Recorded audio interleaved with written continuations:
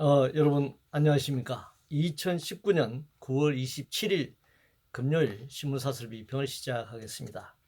먼저 권력비리 관련된 사설입니다. 조선일보는 한 회사가 대통령, 총리, 동생 모두 영입, 자정 고장난 정권이다라는 제목의 사설에서 문재인 대통령 동생과 이낙연 국무총리 동생이 정권 출범 후 모두 SM그룹에 채용되었다라고 지적하고 있습니다. 권력형 비리라면 이 정권에서 밝혀지기는 어려울 것입니다. 대부분의 권력형 비리는 다음 정권에서 밝혀집니다. 물론 박근혜 정권처럼 임기 중에 비상 상황이 발생한다면 달라질 수는 있습니다. 진짜인지 가짜인지 도무지 알 수 없는 상황들이 계속 벌어지고 있습니다. 조국 장관 관련해서 조선일보는 조국은 압수수색 검사와 통화했다. 청와대는 조용히 수사라 압박했다. 중앙일보는 연세대 입학 서류 정말 의문의 SKY 스카이 학사관리 철저 조사를, 중앙일보는 조국 수사팀장과 통화한 건 직권 남용이다. 동아일보는 조국 수사 때리는 범여권 인사들의 궤변과 억지라는 제목의 사설에서 유시민, 이인영 공정의 발언을 문제 삼고 있습니다. 매일경제신문은 조국 장관 직무와 배우자 수사, 이해 충돌 우려한 권익위, 문화일보는 조국, 청은 검찰 협박, 여당은 시위 선동, 법치 짓밟는다 라면서 총공세를 펼치고 있습니다. 양 진영이 벼랑 끝 승부를 펼치고 있습니다. 누구든 승부에서 지면 끝이라는 자세로 임하고 있습니다. 범죄 수사든 검찰 개혁이든 서로 한치의 물러섬이 없습니다. 대통령은 법적 판단을 보고 판단하겠다고 했으니 조국 장관이 구속되든 기소되든 대법원 판결까지 가겠다라는 태도입니다. 진실이고 정의고 뭐고 지금 없는 상태입니다. 양 진영이 싸우다 시간이 지나 선거를 통해 유권자들이 심판할 수밖에 없는 상황으로 내몰리고 있습니다. 성공한 쿠데타가 무죄가 된다는 주장처럼 선거에서 이기는 자가 승자가 되는 세상이 도래했습니다. 나쁜 놈과 덜 나쁜 놈의 세상이 아니라 좋은 놈의 세상이 오기는 매우 어려운 현실로 보입니다. 학생부 종합 전형과 관련해서 동아일보는 부모 스펙 대책의 엉뚱한 종착점 대학 때리기라는 제목의 사설에서 교육부가 학생부 종합 전형 학종이라고 하죠. 도입된 지 12년 만에 처음으로 실태조사를 하기로 했다라는 사설로 내보냈고요. 매일경제신문은 학종 투명성 개선 필요하지만 내신 경쟁 과열 불러서는 안 된다라고 주장하고 있습니다. 학종이니 내신이니 특목고니 하면서 아무리 제도를 바꾸어도 이런 문제들은 해결되지 않습니다. 대학 입시에 맞춘 성적 위주의 서열화 교육이 지속되는 한 이런 현상은 바뀌지 않을 것입니다. 소수에 앞선 학생들과 다수의 패배자 내지 방관자를 만들어내는 교육, 인간의 무한한 창의성과 개성을 말살하는 교육, 이미 죽은 교육을 가지고 선후를 지금 따지고 있는 것입니다. 돈과 권력을 배경으로 스펙을 쌓고 지배 세력이 된 자들의 사기와 업무와 부패로 썩은 냄새가 진동하는 절망의 시대가 되고 있습니다. 정부 국고보조금 관련해서 조선일보는 이번엔 장애인 덩친 정의당 간부들 정의순환 시대다라고 주장하고 있습니다.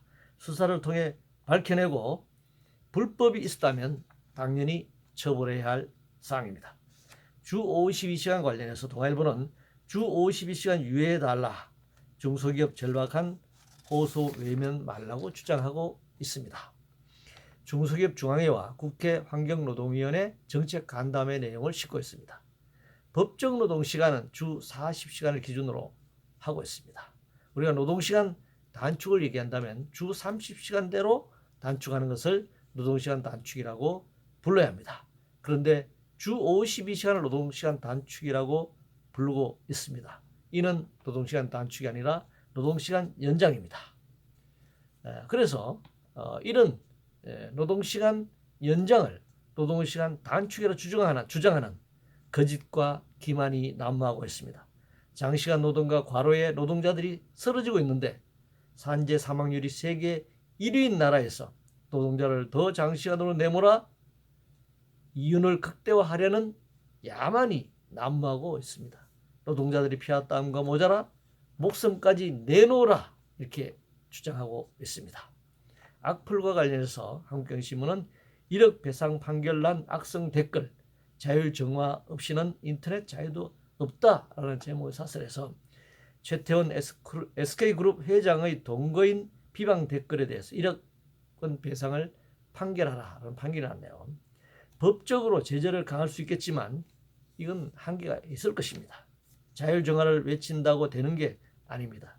윗물이 맑아야 아랫물도 맑다는 말처럼 결국 위에서 더러워진 물이 흘러 모든 강물이 지금 더러워지고 있는 형국입니다. 우리 사회가 정화 능력을 상실하고 있을 정도로 우리 사회가 혼탁해지고 있다.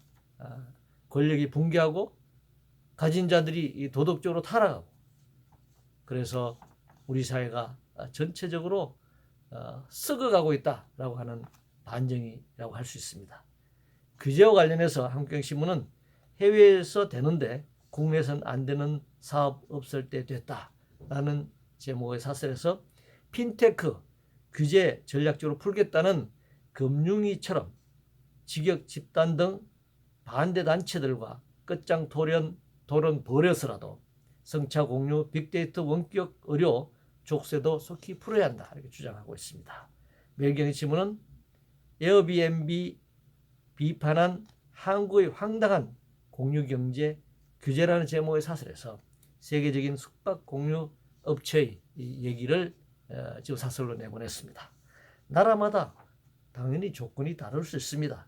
규제든 규제 완화든 당연히 나라마다 다릅니다. 글로벌 스탠다드라는 이름으로 규제를 완화하거나 해제시키려는 자본의 업무가 도사리고 있다고 하는 점을 우리는 알아야 합니다. OECD 가입을 조건으로 하는 금융시장의 개방, 노동시장 유연화, 정리고 도입이 오늘날 한국 사회를 어떻게 만들었는가를 다시 한번 되돌아볼 필요가 있습니다. 국감 정인과 관련해서 한국경제신문은 멋대로 기업인 호출, 국감 행패 더 이상 방치해서는 안 된다라고 주장하고 있습니다. 멋대로 호출해서는 당연히 안 될 것입니다. 그러나 기업인을 호출하면 안 된다는 주장을 계속하는 의도가 무엇인지 묻고 싶습니다. 기업인이 한국의 기업이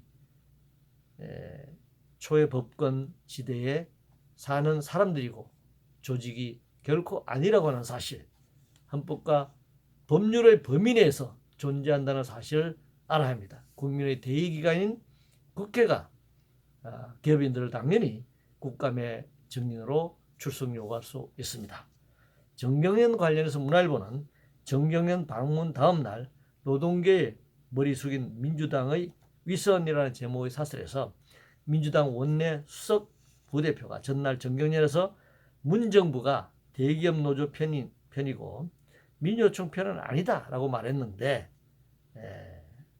돌아서서 노동계가 오해할 소지가 있다라고 말을 바꿨다는 것입니다. 정치인들이 가는 곳마다 좋은 말만 하면서 카멜레온 같은 발언을 하는 이 태도가 문제인 것이죠. 정치인은 정치 입장을 분명히 해야 합니다. 민주당이 민주노총 편이 될 수는 없는 것입니다. 현재 여러 가지 노동정책으로 볼 때 그렇습니다. 자유주의자이면서 사회주의자다. 보수적 진보주의자다. 진보적 보수주의자다. 이런 말은 할 수 있지만 그것은 결코 성립할 수 없는 거짓이다. 이렇게 얘기할 수 있습니다.